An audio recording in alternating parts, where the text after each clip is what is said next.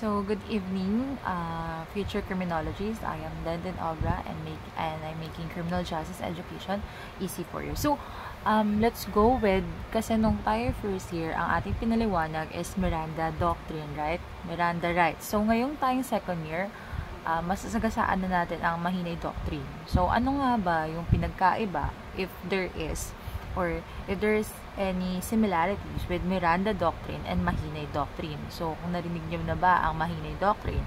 So, when we say Mahinay Doctrine, it's the Miranda Doctrine na expanded. So, ibig sabihin, mas pinalawak. Okay? Kasi, as according to the case na People vs. Pinlac, as a law enforcement agency or law enforcement officer, we cannot just say na ang Miranda rights like we're parrot, no? Para kang parrot na you have the right to remain silent and if say we use against you in the court of law, and if you want an attorney, the government will provide you one. Do you understand the rights? So, if that would be the flow of how would you recite the Miranda rights in the front of your suspect, then you are liable for criminal case, diba? Kasi it should be under Mahinay Doctrine na dapat alam nung kausap mo. Kasi hindi naman lahat ng suspect natin is may pinag-aralan, di ba? It comes with different walks of life. May iba dyan, no read, no write. May iba dyan, mahina ang kompre. May iba dyan, medyo slow. So, it's your obligation as a law enforcer na ipapaliwanag mo sa iyong suspect kung ano yung kanyang Miranda rights. Okay? Hindi like nasasabihin mo na para kang parrot.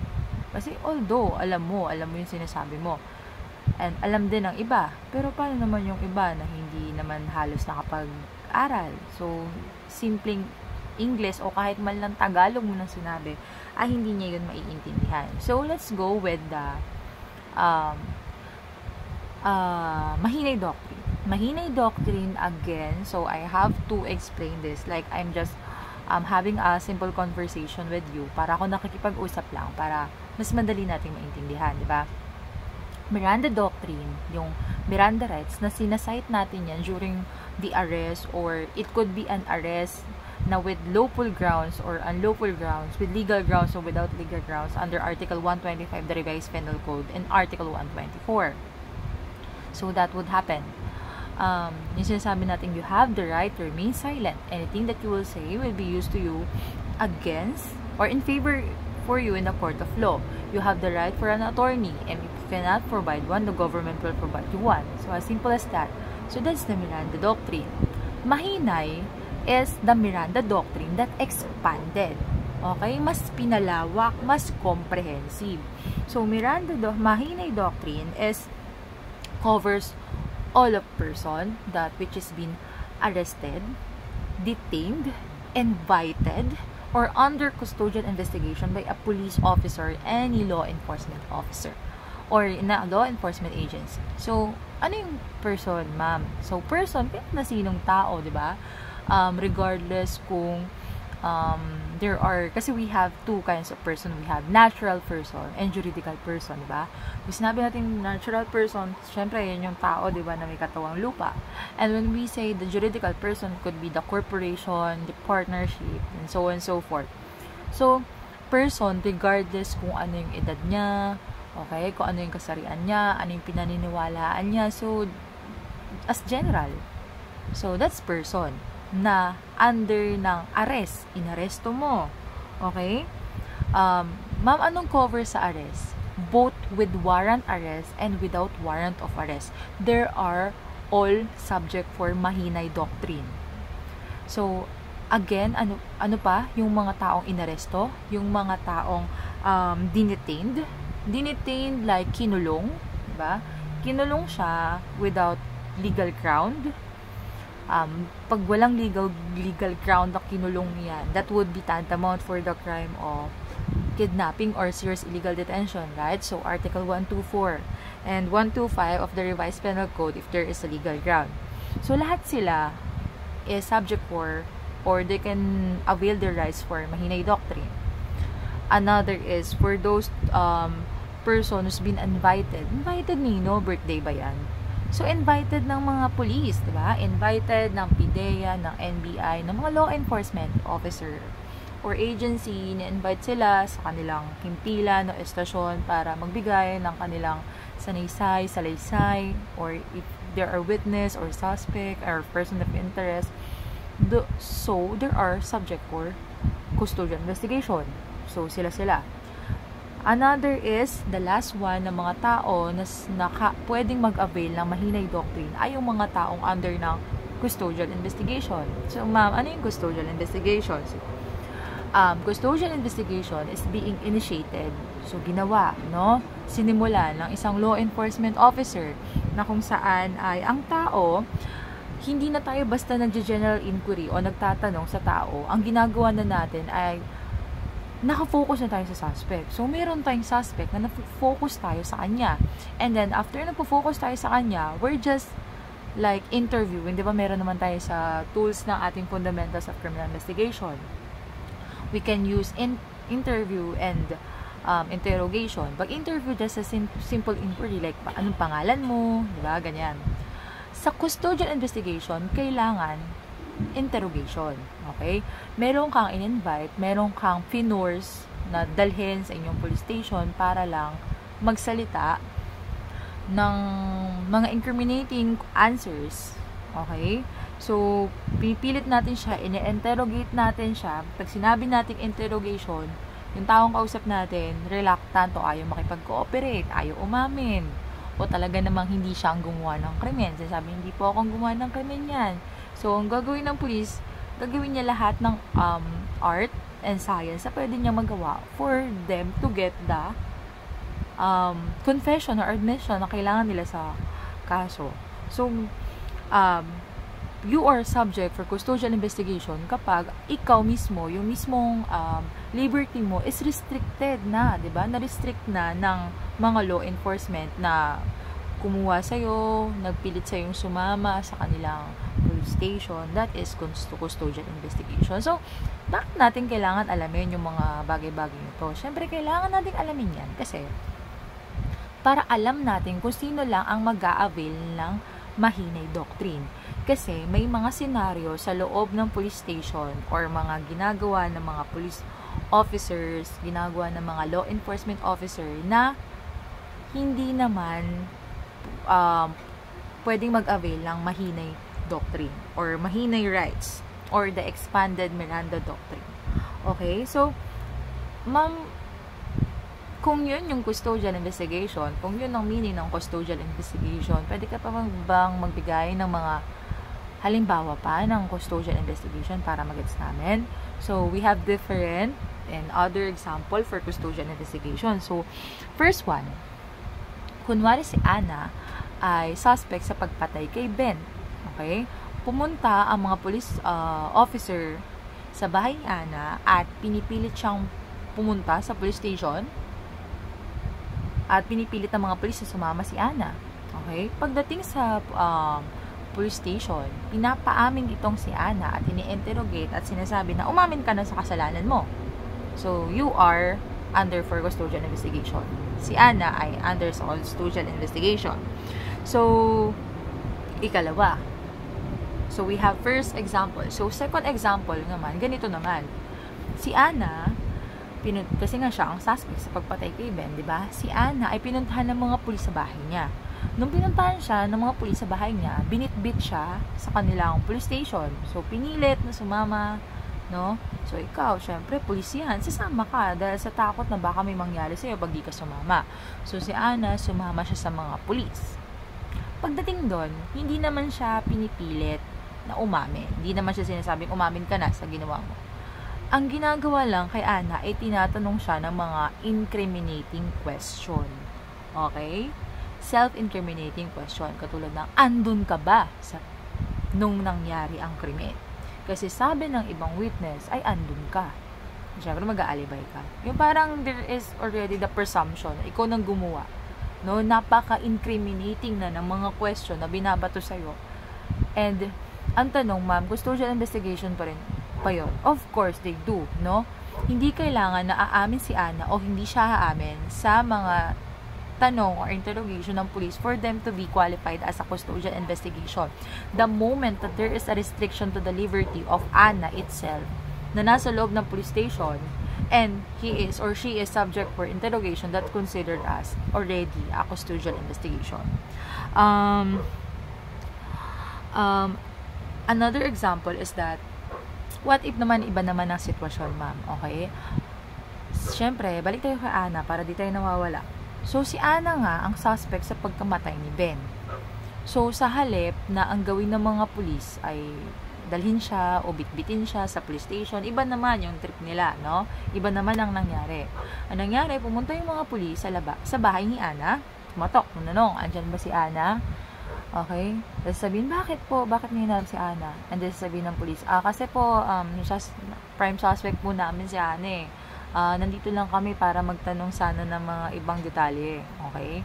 And then, andun yung police officer or NBI officer and law enforcement officer nasa labas ng bahay ni Ana, and then they've been taking notes while having a general inquiry with Ana. So, the question is, ma'am, custodial investigation ba yung ganun?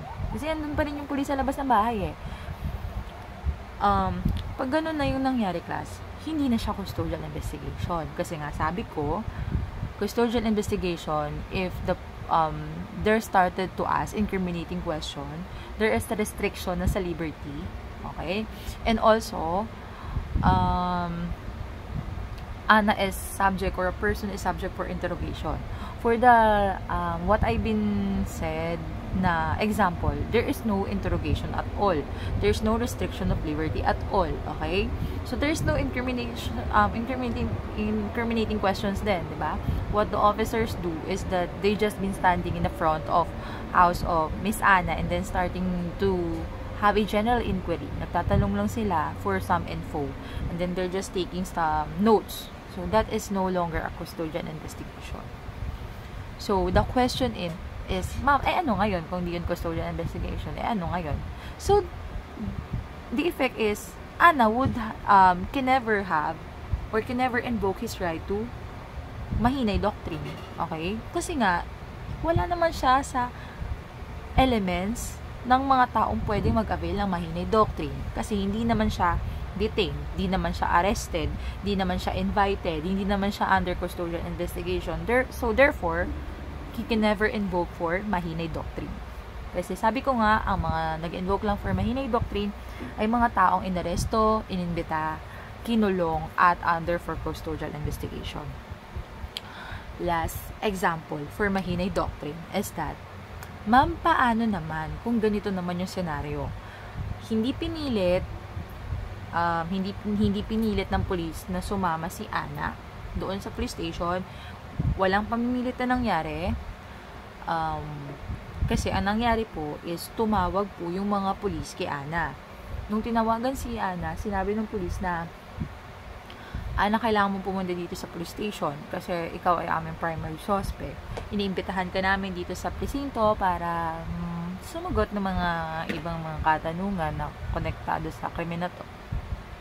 And then, of course, Ana, for his fear of baka kung ano ang mangyari sa kanya pag hindi siya pumunta ng police station. So, all she have to do is to just go to the police station, summon herself to the police officer. Andun siya. Nung pagdating niya dun sa police station, is that, yun nga, nagsimula na yung mga incriminating question. In-interrogate na siya. So, the question is, ma'am, is it part of custodial investigation? So, of course, it is. Diba? Even though na hindi pinilit ng mga police si Ana na pumunta ng police station, even though na walang pamimilit na nangyari, it's just a mere invitation, as compliance with the Republic Act 7438 under last paragraph to section 2, is that mere invitation of the police officer is considered as you are under for custodial investigation. So what is the effect of this? The effect of this is of course, Ana could have the benefits of mahinay doctrine. So, balik tayo na tayo, tapos na tayo with custodial investigation, we're done with arrest, we're done with detain and invitation. So, let's go for mahinay doctrine. Okay, napakasimple lang naman ng ating Miranda rights, diba? It's 3. You have the right to remain silent, Anything that you will say will be used to you against the court of law, and you have the right to an attorney. So if you cannot afford one, the government will provide one for you, free of your choice and free of charge with the government. So, tatlo lang. Napakasimple. So, when it comes to Mahinoy Doctrine, it's all expanded, no? Andun na nakalagay na pwede mo bang i-waive ang attorney. Biglang sabi mo, ayoko na po ng attorney. So, doon na siya nakalagay sa Mahinoy Doctrine. Paano yung mga steps? Okay? Ano yung mga steps natin kapag ang kausap natin ay no read, no write? Are we going to adjust? Andun na nakalagay sa Mahinoy Doctrine kung ilang taong ba ang kulong ng police officer na hindi nagbibigay ng attorney sa isang suspect or sa isang detained person or under custodial investigation. Ano yung mga penalty, the fine kapag hindi nagbibigay ang police ng pare, no? Kung biglang kinailangan ng suspect ng pare ng alas 12 ng gabi. So, ilan ang kulong? Ilang taon ng kulong? So, yun ang alamin natin. Okay? Let's go with the first paragraph of the custodial under of Mahinoy Doctrine. So, allow me to read it. So, sinasabi dito na ang person na arrested, detained, invited, or under custodial investigation ay must be informed ng kanyang lengguwaheng alam. Okay? At kailangan na iintindihan niya kung ano yung dahilan kung bakit siya inaresto, di ba? And kailangan mapakitaan mo siya ng kopya ng kanyang warrant of arrest. And also, na lahat ng warning, lahat ng communication, kailangan sa lengguwaheng naiintindihan niya. Kasi, what would be the effect if pinakausap mo ng English na hindi niya maintindihan yung sinasabi mo? The effect is that hindi ka nagsabi ng Miranda rights, okay? Ang effect is that hindi niya alam yung kanyang karapatan. Ang epekto nun, pwede kang makulong. Okay? Ang epekto nun is you have criminal liability under Republic Act. 'Di ba? Under Republic Act 7438. Okay? So, dapat sinasabi mo, kailangan mag-a-adjust ka. Hindi ka parang parot na sasabihin mo, you have the right to remain silent, so, kakasapin mo siya. Kunwari, he's deaf mute, diba? Siya ay pipit, bingi. So, you can just write it in Tagalog. Sabi mo, may karapatan kang manahimik. Lahat na sasabihin mo, lahat na sa'yo. Na. So, kung ang kausap mo naman is no read, no write, o kaya naman nakapag grade 3 lang, o kaya naman mababa ang kanyang educational level, kailangan mo mag-adjust. Kailangan mo hima-himayin yung Miranda Doctrine. You have to do it. Okay? Kasi, ang laki ng epekto nun. Una, pwedeng ma-discredit yung ibang yung pinagpaguran ng inyong agency kasi pwedeng babaliktad yung kaso, hindi pa kayo mananalo. O kaya naman ay pwedeng makukulong ka pa, 'di ba? So, kailangan alam mo yon. Ikalawa, with Mahinoy Doctrine, I could provide copy on the link, on the description, so, para alam natin yung Mahinoy Doctrine. So, second is, kailangan wina-warn natin siya sa karapatan niyang manahimik, at ang lahat ng kanyang sasabihin ay pwedeng gamitin laban sa kanya. So, okay? So, para lang tayong nagkukwentuhan, para maintindihan mo. So, kailangan sabihin mo na, oy, ikaw ha, syempre, pinapaamin ka namin kasi it's our job. Pero, meron kang choice na manahimik kasi karapatan mo yon, okay? May karapatan kang manahimik. At yung mga sasabihin mo, pwede namin gamitin laban sa'yo. It could be an extrajudicial confession kasi it was been a confession outside of the court. So, what are the extrajudicial confession to become valid? So, aaralin din natin yan, okay? So, next with Mahinoy Doctrine is that kailangan he must be informed ng kanyang kailangan nating masabihan siya ng kanyang karapatan na dapat siyang ina-assist ng kanyang counsel at any stages of at any times, at all times, kailangan may presensya ka ng merong katabi kang counsel or attorney, competent and independent lawyer, na kailangan choice mo rin, 'di ba? Kailangan ikaw yung pinili. You have the right for that. 'Di ba? If kapag ikaw ay detained, invited again, under custodial investigation or arrested. But for the situation out of that scenario, pwedeng wala ka ng kasamang lawyer. Okay? Tatakbo ang situation. Katulad na lang ng, may isang example dyan. Katulad na lang kapag ang pulis ay gagawa ng paraffin test sa isang suspect o kaya DNA test. Alam naman natin yung paraffin test, yung candle, di ba, yung tunaw, tapos mag-imo-mold, di ba, yung magkakas sa kamay for the positive identification ng gunpowder sa kamay mo kung ikaw ba ay nagpaputok ng baril, so on and so forth. So, magiging color blue for positive identification ng MM. So, hindi siya custodial investigation, okay? As for the jurisprudence of the court, the suspect cannot say na, uy, bakit nyo ka ipa-paraffin test? Wala naman akong lawyer, di ba? Kailangan ko ng lawyer bago nyo ako i-paraffin test. But, it's not custodial investigation at all. Okay? So, maliban na lang if he's been arrested. Okay? Maliban na lang kung he's been invited or detained, di ba? Na may paraffin test na kailangan may attorney kang katabi. But if just hindi ka inaresto, di ba? Kunwari, you're just one of the primary suspect. It's kailangan immediate, kailangan natin mag-test na meron kang gunpowder. Hindi na tayo magtatawag ng attorney, baka kasi maghugas ka ng sukang, di ba? Ng suka sa kamay mo, edi nawala pa yung pulbura, edi na negative pa, sayang pa yung test. Kung on the spot, andyan na, bakit ka pa magtatawag ng attorney? Hindi ka custodial investigation, hindi ka naman inaresto, hindi ka naman diniting, hindi ka naman invited. We have to see the immediate result right now. So, that's the effect kapag hindi siya custodial investigation. We don't need the presence of lawyer at all. Another is the DNA test, di ba? Kasi as for the court ruling, sabi ng korte, lahat ng mga physical test na kinokonduct ng isang police is not a custodial investigation. Bakit? Custodial investigation only applies and only talks about questioning, getting statements, getting documentary evidence, statements from the witness, statement from the suspect. It is not included for those physical tests. So, hindi siya custodial investigation, di ba? Napakasimple as 1, 2, 3. So, ika-4, so, sinabi natin sa kanya, di ba? Nung ikatlo, sabi natin, ikaw, may karapatan ka namang kailangan i-assist ka ng lawyer, di ba? May karapatan ka for an independent and competent lawyer na choice mo. And that's for the with pambayad, okay? May pambayad. Kasi that's independent, that's competent, and that's your choice. Then that would be private lawyer, okay? Pag sinabi nating independent, it's not a counsel. Now, it's highway connection with the agency kung saan ka kinuli, diba? Hindi siya konektado sa PNP, hindi siya konektado sa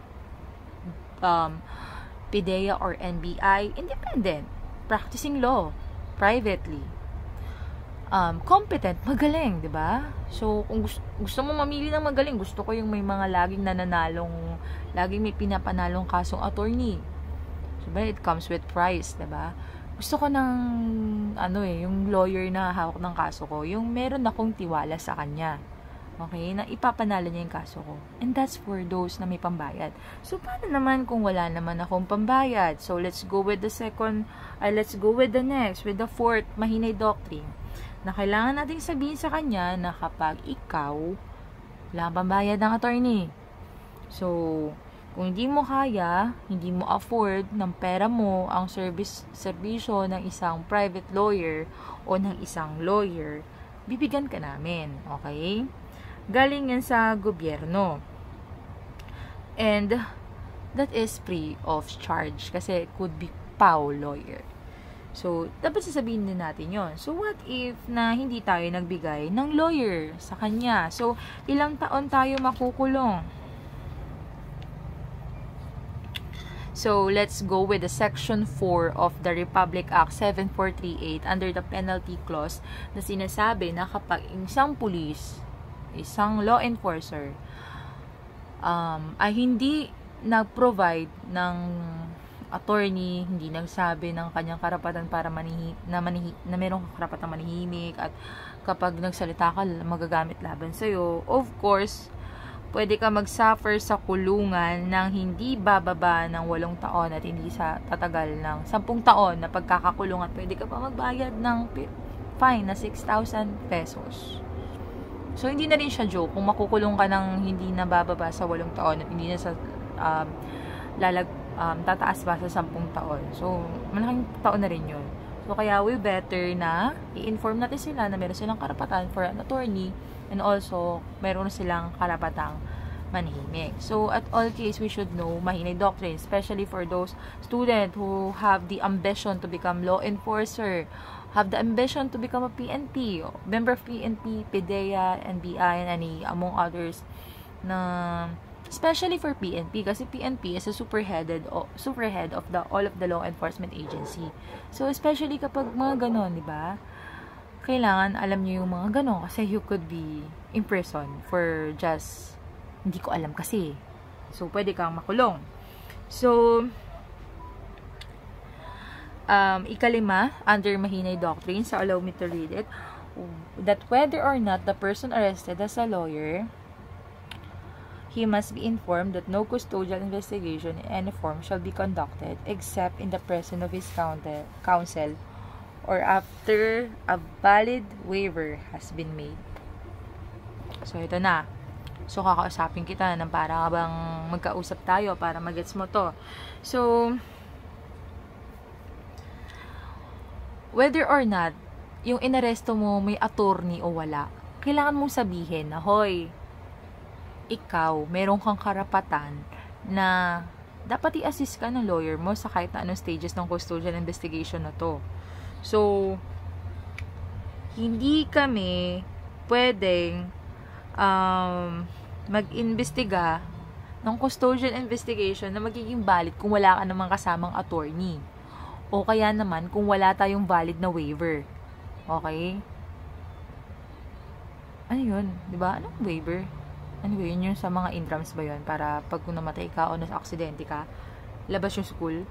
So, yung waiver, English word, diba? Parang wini-waive mo yung karapatan mo sa lawyer. Kasi, if going to ask, can we waive our right for Miranda rights? The answer is, as a general rule, hindi. Hindi mo na-waive yun. Kasi essential yon sa mga taong na-aresto, taong na-invite under custodial investigation, dinitain, kinulong, lahat tayo. Kapag napunta tayo sa ganyang senaryo, essential yon. May karapatan kang manahimik. Lahat ng mga sasabihin mo, gagamitin laban sa'yo. At meron kang karapatan sa abogado. Hindi mo pwedeng hindi tanggapin ang karapatan na yon kasi karapatan mo yan. So, as the general rule, we can't waive the Miranda rights. But there is an exception always to the general rule. Ano exception? Paano na yun, ma'am? So, pwede na natin ma-waive ang ating karapatan na manahimik at karapatan nating magkaroon ng attorney. Ano ibig sabihin nun? Ayoko manahimik. Kung karapatan ko manahimik, hindi ako mananahimik ngayon. Wini-waive ko yan. Ayoko ng karapatan kong yan. So, kung may karapatan ka sa attorney, ang sasabihin mo, ayoko ng attorney. Paano ba yan? Ayoko sir ng attorney. Ayoko ng attorney. Mag-proceed tayo. Ayoko na ng attorney kasi yung mga attorney na yan, pag may attorney sa kaso, tumatagal kasi sila ang panggulo. So, yan yung mga taong nag-waive ng kanilang right for Miranda rights. So, kailangan there is a valid waiver. Ma'am, paano ang valid waiver? Ang valid waiver is that it should be made in writing. Nasusulat. It should be signed in the presence and the assistance of a counsel. So, hindi mo pwedeng sabihin sa police na ayoko ng lawyer tumuloy tayo ng custodial investigation na to kasi gusto ko na makauwi. Kunwari kung ikaw ay witness ng droga o anumang klaseng krimen, pagpatay. So, you're under custodial investigation kasi chismosa ka. Diba? So, interrogate ka kasi you're one of the witness. And gusto mo na makauwi. Kaso, sa general rule, custodial investigation should be done under the presence of lawyer. Gusto mo na makauwi. Kasi kung mag-aantay tayo ng lawyer, magre-request pa kayo ng PAW, tatagal, ako yung magsasaing pa. So, sige, ayoko na ng attorney. Pwede na akong tanungin ng walang attorney. So, pwede ba yun? Of course, hindi pwede. Kasi, kailangan may waiver. So, waiver should be made in writing. Should be signed by you. By the counsel. And also, kailangan may attorney ka kasama habang nagpipirma ka nun. or pipirma siya para maging valid ang yung waiver. So, waiver, ayaw mo ng attorney, then the custodial investigation will be proceed. So, yun. Okay? Siguro naman nagets nyo na yun.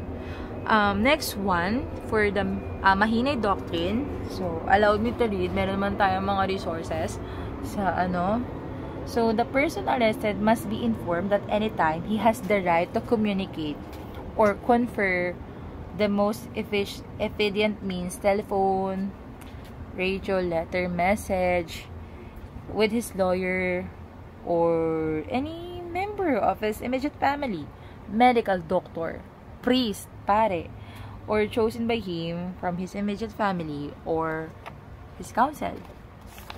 By visited, conferred, duly accredited national, international, NGO. So, yun. Ang inibig sabihin nun is, kailangan sabihin natin sa inaresto natin na, o ikaw sa kahit anong oras, meron kang karapatang makipag-communicate sa iyong mahal sa buhay, sa pari, sa doktor, sa attorney mo, sa kahit na anong oras. Basta yung mga madadali lang na paraan. Katulad ng cellphone, katulad ng telepono, ng radyo, ng letter, diba? Kung email, diba? Mas madaling paraan. At anytime, diba? Kahit anong oras, okay? Pwede ka makipag-usap sa kanila. Kasi that is his Miranda rights. Karapatan niya yon. Kaya naging Mahinay Doctrine kasi lumawak na. Kaya ito na yon. Kasi ang alam lang natin sa Miranda rights, 3 lang. You have the right to remain silent and if you say we use you against the court of law, and if you cannot afford the government, you have the right to an attorney. If you cannot afford one, the government will provide you one. So 3 lang. So with Mahinay Doctrine, sinasabi dito na ikaw kahit anong oras, pwede kang kumausap sa attorney, ha? Huwag mahihiyang magsabi, okay? Kasi, paano pag bigla na lang sumigaw-sigaw ang iyong suspect? Sabi niya, tulong, may nakikita kong gumagapang sa may kisame, tumagapang siya, papunta na siya sa akin, demonyo, papatayin niya ako. Kailangan ko ng pare, 12:00 ng gabi. Okay? So, sasabihin mo, ano ba yan? Ang arte naman yan, 12:00 ng gabi, saan tayo hanap ng pare? Diba? At anytime, gabi man o umaga, kahit sa pinaka-busy araw, pinaka-midnight, pinaka-impossibly na araw, he has the right to be communicated with his immediate family, kung ano mang kailangan niya, pari ba? O baka na mas kailangan niya ng doktor kasi mukhang nasisiraan na, lalo na kung ang kaso ay droga, nag-hallucinate ang mga nagda-drugs, kung ano-ano nakikita, baka mas kailangan niya ng doktor, o yan ang immediate family, we can just inform the other family. Piraman natin ng phone, telephone, radio, and other efficient means. So, mas madaling para. Okay? So, hindi na pwede sabihin na, wala kang oras ng dalaw, 12:00 gabi Kailangan pa bang hintayin yung oras ng dalaw? So, that's Mahinay Doctrine. So, what is if there is a failure to do so? Hindi ginawa ng isang police officer na, gumawa tayo ng paraan or efficient means na mapakausap natin ang ating suspect sa kanilang pamilya or pare or doktor. Kulong lang naman, di ba? Imprisonment of not less than 8 years and not more than 10 years with a fine of 6,000 pesos. So, kailangan alam natin yun. Kasi, syempre, kung di natin alam sa human rights education, it's subject for violation at mga abuso. Okay? So, let's stop with the other provisions of Mahinay Doctrine. So, sinasabi dito na kailangan nating sabihan sila na meron silang karapatang i-waive yung karapatang iyon. Basta, yung pag-waive nila ay voluntary, knowingly, intelligently, and kailangan intindihan mo. So, ano yun? Kung binigyan ka ng karapatan ng gobyerno na manahimik at binigyan ka ng karapatan para magkaroon ng attorney at abogado, binigyan ka ng karapatang manahimik kasi kapag hindi ka na nahimik, pwedeng gamitin yung laban sa'yo. syempre may karapatan ka rin ayawan lahat. So, may karapatan ka rin tanggihan. So, parang pag binigyan ka ng regalo, may karapatan ka tanggihan yan, di ba? So, kung regalo ng gobyerno sa'yo ay karapatan, may karapatan kang tumanggi. Pero kailangan yung pagtangging nyo, ginawa mo ng voluntaryo ka, alam mo, matalino ka, at naiintindihan mo yung waiver na ginawa mo. So, addition, kunwari, sinabi ng suspect sa'yo, bilang pulis na, sinabi sa'yo na, Sir, ayoko ng attorney kasi tatagal. Imagine kung aantayin pa natin yung PAW na nire-request nyo, ako'y magsasaing pa.